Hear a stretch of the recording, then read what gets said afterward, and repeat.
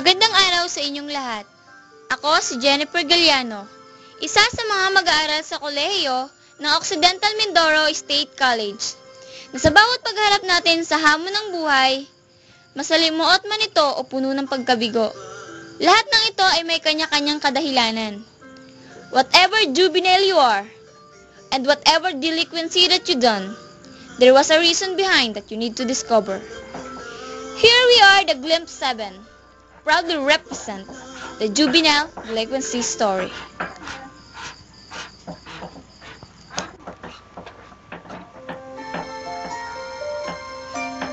This is the story of Roxana, who dealt herself in early sexual activity, lack of education, and parents counseling.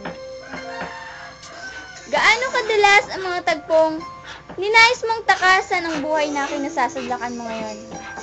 Ilang problema na kaya ang sayo ay nagpalinga? Ilang mga rason pa kaya para sila ay makaunawa? There are so many people surround us, and there was a lot of people wanted to know what really happiness are. Like the story of Roxana Lastra believed that the poverty is not the hindrance to success. She lived in Santa Lucia Uno together with her family.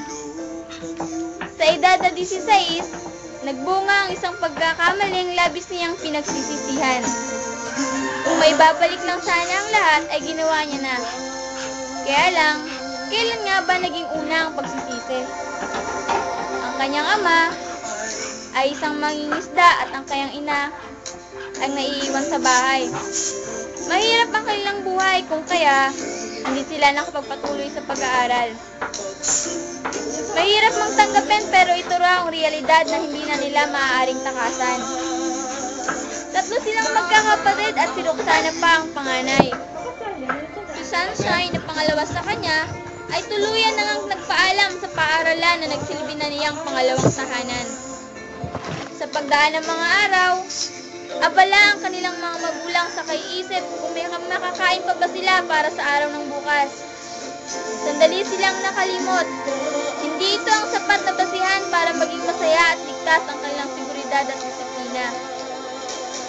There are so many times Roxana wanted help to their parents, pero hindi niya alam kung sa paanong paraan.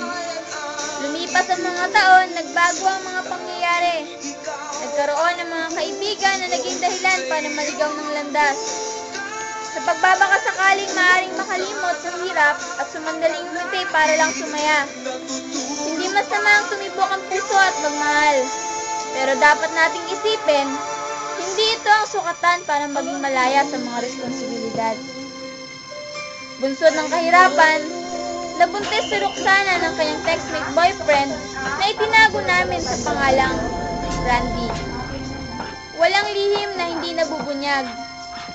Kaya ang mga magulang niya, wala nang magawa kundi ang tanggapin ito at ituring na isa itong bangungot. Pero kahit ang bangungot na ito ay dumating sa kanilang buhay, ito naman ang naging dahilan para sila ay magising sa katotohanan hindi mo kasalanan ang ipanganak na mahirap, kundi ang magiging kasalanan mo ay ang hindi ka gumawa ng paraan para ito ay lampasan at tagumpayan. Sadyang ang makulay ang mundo at lalo rin itong tumitingkad na kung sa bawat pagkakamali ay natututo tayong bumangon at bumawi. Hindi natin maaaring husgahan ang isang tao dahil sa bawat pagkatao, merong mga kadahilanan kung bakit sila nagkakaganon. Boast up and don't be afraid to fail. The most important is, you are learning.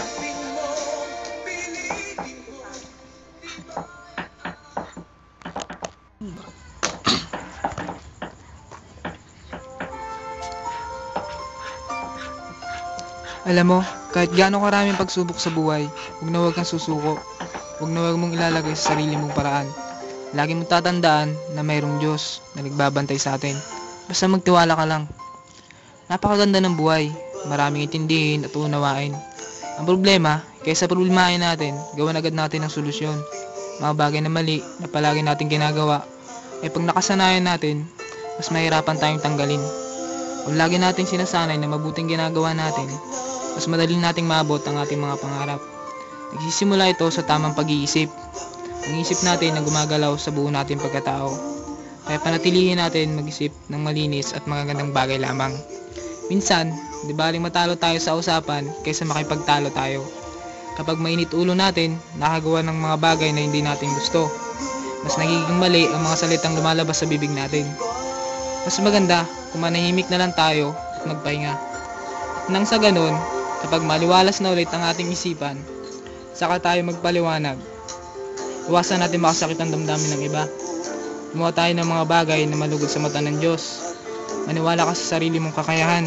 At higit sa lahat, maniwala ka na mayroong Diyos na parating nandyan. Maaring mawala ang lahat ng mayroon ka, pero siya, mananatiling nandyan sa'yo. At lagi mong tatandaan, kahit anong mangyari, okay lang yan. Itanong mo na ba sa iyong sarili kung ano ang tama at kung ano rin ang mali? Sana bago magtapos ang kwento na to, may isang bagay ka nang pinanghahawakan.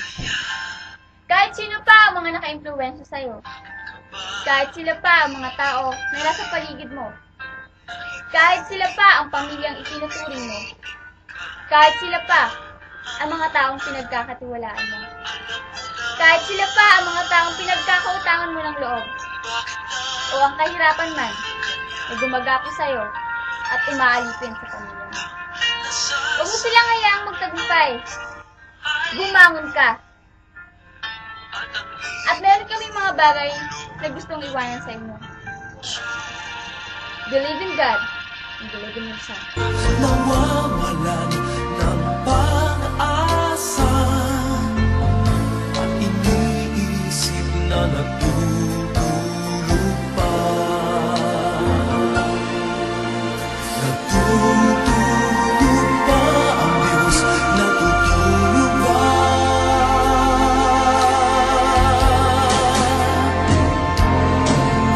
Sikapin mo, pilitin mo, tibayan ang iyong puso. Tanging ikaw ang huhubog sa iyong bukas. Huwag mo sanang akalain natutulog pa ang Diyos.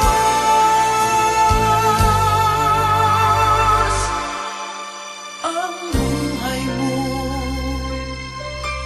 ay mayroong halaga sa Kanya.